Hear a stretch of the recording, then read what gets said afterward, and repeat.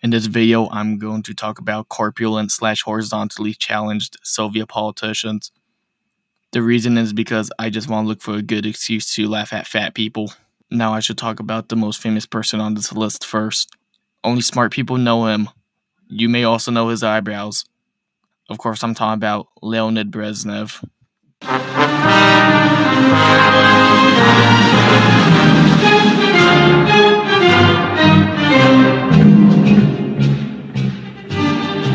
Specifically, I'm going to be talking about Brezhnev from 1974 to 1982 because that's when his health started to deteriorate and it makes him even more of a punching bag. Brezhnev was a heavy smoker until the 1970s and became addicted to sleeping pills and tranquilizers and also became an alcoholic. And as you and I can both see, that's not healthy for a man that is in his 60s going on 70. To make things worse, he also became a fat fuck over the years, so this is why he is in this video. He then went on to suffer from insomnia and minor strokes. He also had his first heart attack in 1975. When he was receiving the Order of Lenin, he walked very poorly and constantly fumbled his words. And if you thought his health couldn't get any worse, he suffered from severe arterial sclerosis. Other illnesses he apparently suffered from include gout, leukemia, and emphysema from decades of chain smoking, as well as bronchitis. It was also reported that he was fitted with a fucking pacemaker. According to the memoir of former Kazakhstan President Nursultan Nazarbayev, an incident occurred in Alma-Ata during a reception for Brezhnev at the Azov Theater. I hope I pronounced that right. About 1,000 guests had gathered and they were seated. I'm not even going to attempt that. Okay, fine. Din Muhammad Kunaev proposed a toast to Brezhnev. However, as soon as the guests raised their glasses, Brezhnev unexpectedly stood up and headed over towards the exit, prompting the entire Republic's leadership to follow him. Brezhnev walked outside, approached his car, and within a minute, the motorcade was on its way. Nazarbayev noted that it was evident Brezhnev had forgotten the purpose of his visit, but those around him pretended not to notice his frail state. In 1975, Brezhnev's leadership skills became fucked after he suffered a stroke, so then his ability to lead the Soviet Union, of course, like what I said, was fucked.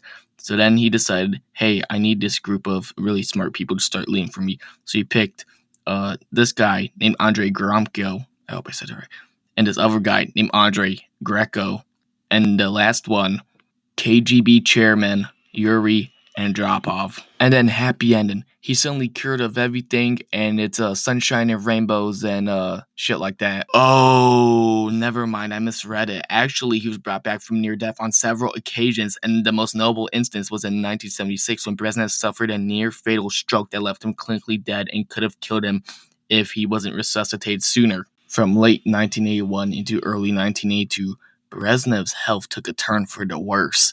Yes, it gets worse. Surprising, isn't it? The choice of his successor would have been dictated by Mikhail Suslov. However, he died in January in 1982. By May of 1982, Yuri Andropov was like, wait a minute. I'm really fucking smart, and our leader is old, senile, and fat. And I was also chairman of the KGB for 15 fucking years. So that means I have a lot of friends in high positions in the KGB. I think when Brezhnev dies, I can succeed his fat ass. And what do I say to that?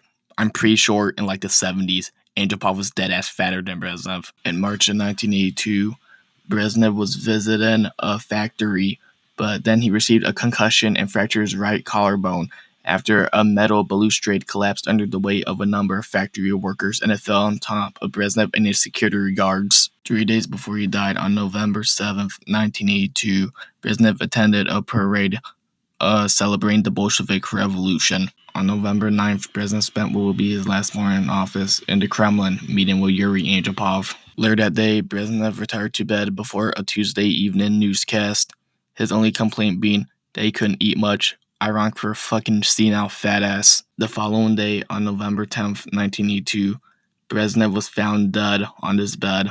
A brief effort was made to revive him until the cardiologist stated that Brezhnev had been dead for several hours after suffering a heart attack. After Brezhnev died, Konstantin Chernenko was a possible successor who was, much like Brezhnev, a senile old fuck that was on the verge of death. However, to no one's fucking surprise, Yuri Andropov was voted to be the next Soviet leader. Now, the next person I'm going to talk about on this list was the last person on this list to have been a Soviet leader. He briefly succeeded Stalin. I am talking about Georgy Malenkov.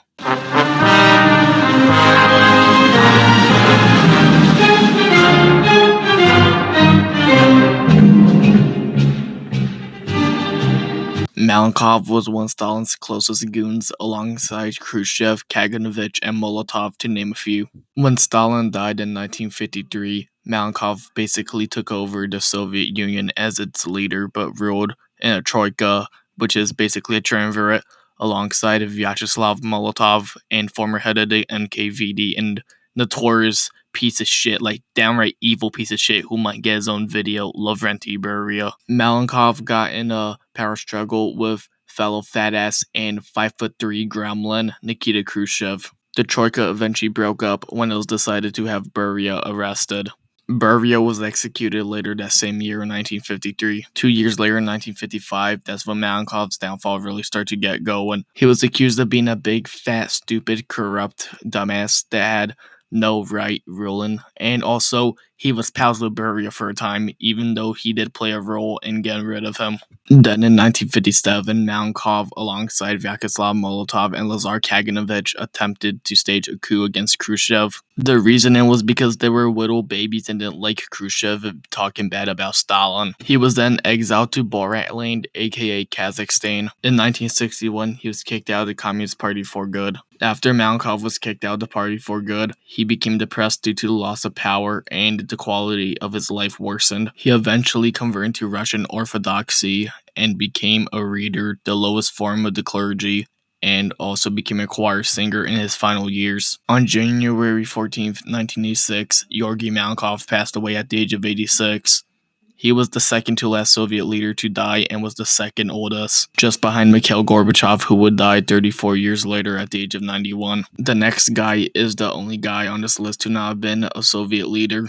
He's also the reason why I decided to make this video. I literally just discovered this guy existed like 3 weeks ago. So now, the final person I'm going to be talking about is this Peter Griffin looking motherfucker named Aleksandr Shcherbakov.